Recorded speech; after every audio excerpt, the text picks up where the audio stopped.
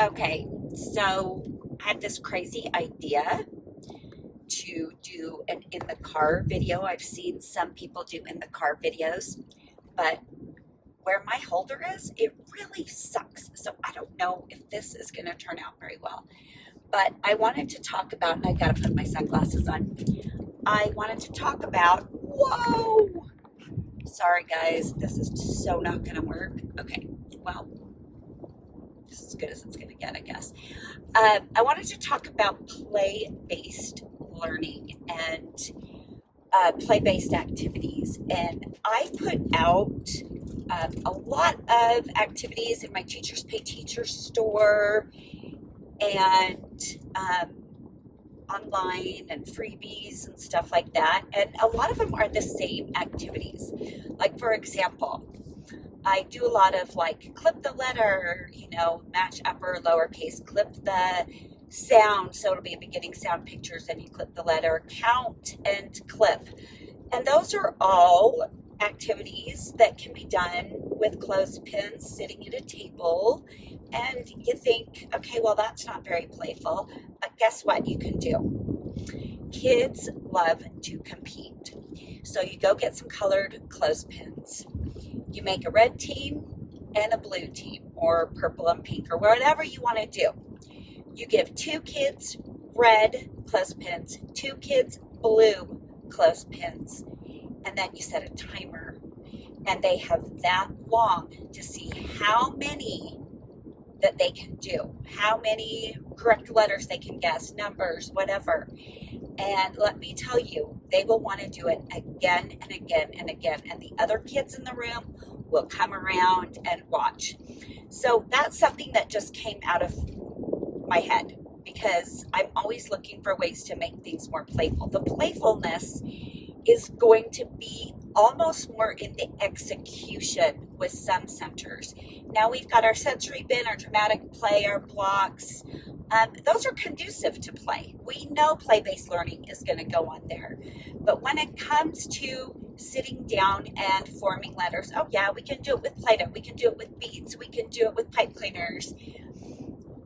I also like them to use a writing implement and actually trace the letters, which is so worksheety. But this is what I do to make that a little bit more playful, and it actually becomes a center that all the kids want to go to when it's done this way. So they come and they're going to practice writing letters, and I say, okay, here's the deal. When you're done with this whole side, I always put things in sheet protectors. I don't do take-home worksheets very much. Give them whatever color dry erase marker that they want. And I say, when you're done tracing these letters, I have one side is uppercase, one side is lowercase, okay? And before you flip it over, I need to judge it. I am your judge. And I will circle my favorite ones. And I circle the best one and give them a smiley face. Sometimes I circle 2 or 3 because I go, oh my gosh, I am so blowed over. You are getting so good at this. You guys, the kids eat that up. And is it really playing? Well, I'm kind of a little game show host with them. It's another reason why I'm exhausted every day after work. I put all my energy to seeing how I can make even the most mundane activities for my students playful. Another thing I do with the clothespin kind of activity is I do buckets. I'll have buckets of clothespin on one end of the rug and me with the little clip cards at the other end. And what I do is I give them a clip card and I say, okay, you've got to run, get a clothespin, put it on what you think is the right answer, bring it back, I'll tell you if it's the right answer and give you another card. And so I got them up and moving. And of course, we don't run in the classroom. They walk fast. But, they love it. It just changes a mundane activity. It takes them from sitting down with their little fine motor, clip cards, learning their upper and lowercase letters, or counting and identifying numbers. It gets them off their bums and gets them moving. And it cuts down on a lot of behavior issues, especially for kids that are, borderline ADHD or normal kids. Normal kids don't want to be sitting. They want to be playing. They want to be up. They want to be moving. They have tons of energy and they want to use it. So that is another thing you could do for that. I'm trying to think of some other things. I sent them on hunts for everything. Let's say I'm doing zoo animals. I'll get pictures of zoo animals and I'll put letters or numbers with them. And they have to go find that animal that corresponds to that letter. And then they can either trace the letter or just circle it or whatever.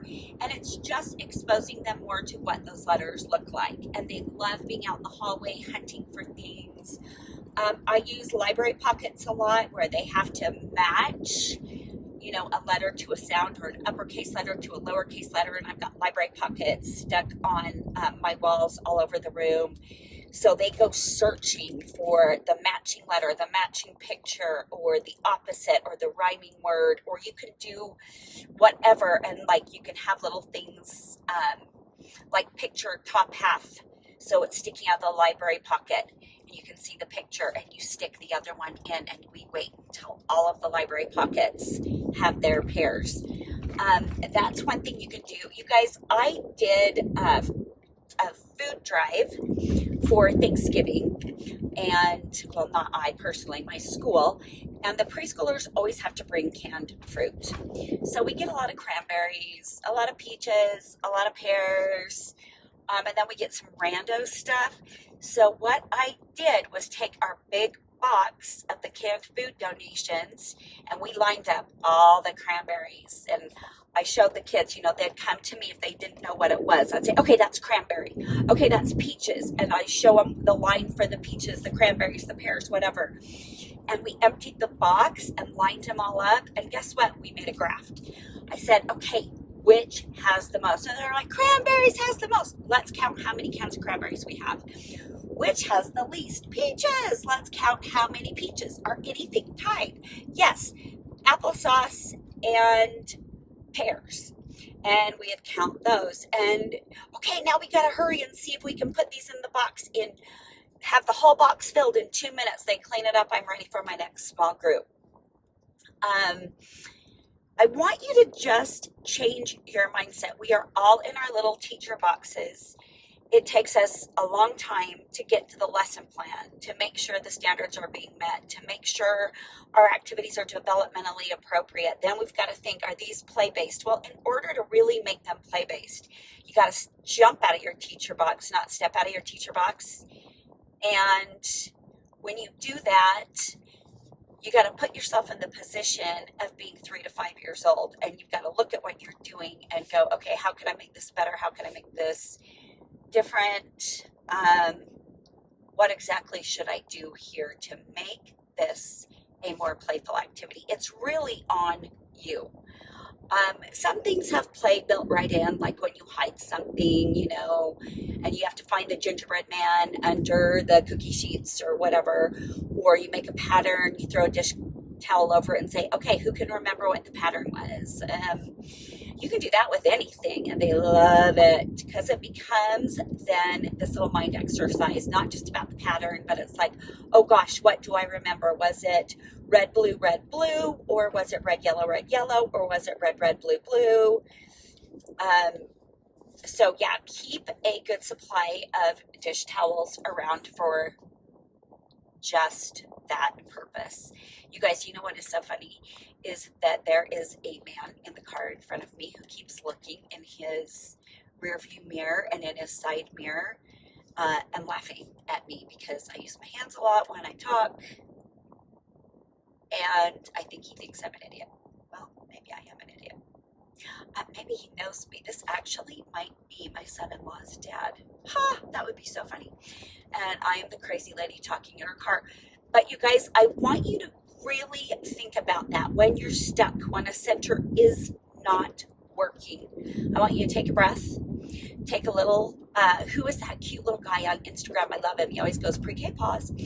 Take a little pause and go, okay, this isn't working. How can I do this better? If you go through the whole day, like usually by the third time you do a small group, you've got it nailed. But I want you to think if it's a recurring activity or an activity that you do more than once. My whole purse just spilled. I want you to think about what you can do to switch it up next time, make it more playful, and have a little notebook where you just write your ideas. Because you guys, I am getting to the age where something's in my head and it falls right out really, really fast. I am glad I'm making this video because I thought of the colored clothespin thing today, and I love it. I know it's going to work. Okay, gotta go.